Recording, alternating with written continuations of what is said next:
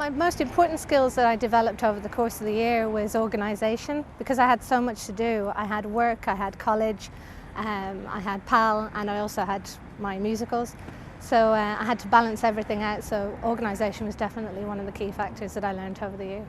The past programme for me, it definitely improved my communication skills, presentation skills, organisation skills, things like that. Not just for the students, but for my own coursework as well, it would have really been beneficial. Communication skills, I was able to kind of talk to groups where I wouldn't have been that bad at talking to groups, but it definitely improved it. Organisation-wise, it helped me to kind of plan ahead. I was able to plan past sessions in advance when I knew what topics I'd be covering, say, the following week. And planning as well, you'd be able to, say, plan the room layout, so to make the students more comfortable, things like that. As a past leader, the positive experiences for myself was my CV grew. I got a lot of extra qualifications from being a past leader. I presented to the quality committee in the college about a new module for past leaders to gain 5 credits as an elective. I also got to present a question and answer service at the PAL Symposium and PAST Symposium that was held in GMIT. There wasn't too many negative effects. Obviously it took up a little bit of time, not too much. Maybe 2 hours a week, with that's including the class. So there's not too many people in the college that can't spare an hour or 2 a week. So there wasn't such a negative effect. Using group discussion was very beneficial because it gave the students the opportunity to talk, whereas in, say in lectures, they may be a little bit intimidated because it's more large group. With the PAST programme, it mainly focused on small group work, and I feel it helped them grow in confidence as well.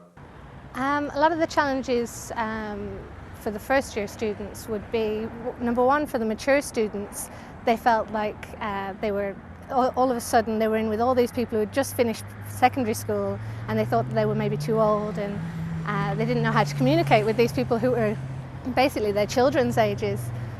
So the PAL session actually allowed them to get together and start talking and getting to know the people who had just finished secondary school, and finding out that they weren't boring or anything like that. They're actually really cool, and you can actually learn a lot from them. It's not just all about educating them or trying to educate them, facilitating their education. It's all about third level life, how they're adapting to it. Some of them are 17 years of age, moving away from home for the first time. It's hard. They don't know where to go. I myself moved down here. I'm a little bit older. I was 19 when I moved down, but I was on my own. I came from a Gaeltacht up in Meath, so it would have been good for me. Pity it wasn't brought in back then, but it would have been good for me. So at least they had the benefit of that, knowing or being able to ask where to go, where's the best place to go out, even if that might be one of their questions, or how much is the bus across the road, how often did it run? Silly little questions. I don't come from a big city, I didn't know. One of the positive effects for the first year students is definitely getting to know each other in the beginning. In first year, you're all piled into the same rooms, or sometimes into separate classrooms, into separate areas, and you don't really get to know people in the other groups. But in PAL, you're all bunched together, and you get to play these games that allow you to communicate and learn each other's names and the same interests. In civil engineering, we use a lot of computer-based projects.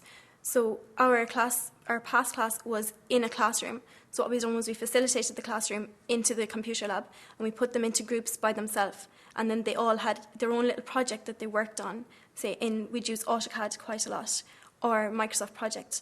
And then they would work around that themselves and learning themselves in little groups. And then they'd all come together, and we put it up on the screen, and everyone see what exactly everyone's done. With business, sports and recreation, there was a subject a lot of the students found difficult. It was anatomy and physiology.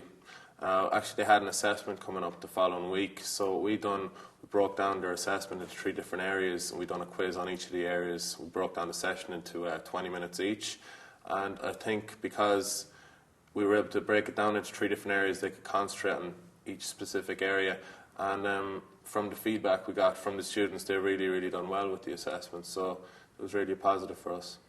Approaches that would be ineffective is pretending like you know everything and trying to make up an answer. Don't do that. Do not make up an answer if you don't know it. Say that you'll find out. Standing at the top of the class and barking out orders. They are young adults at this stage, and they want to be treated that way. So they're out on their own. They're obviously, most of them, the majority of them are after moving out of home and living in town. So it's a lot easier when you treat them with the respect that they do deserve for coming to the class in the first place and trying to get done what they want to get done, and not what you think they should get done. So even if you think there's important topics that they're not comfortable with doing, there's no point in talking to somebody about something they don't want to talk about. They just won't listen.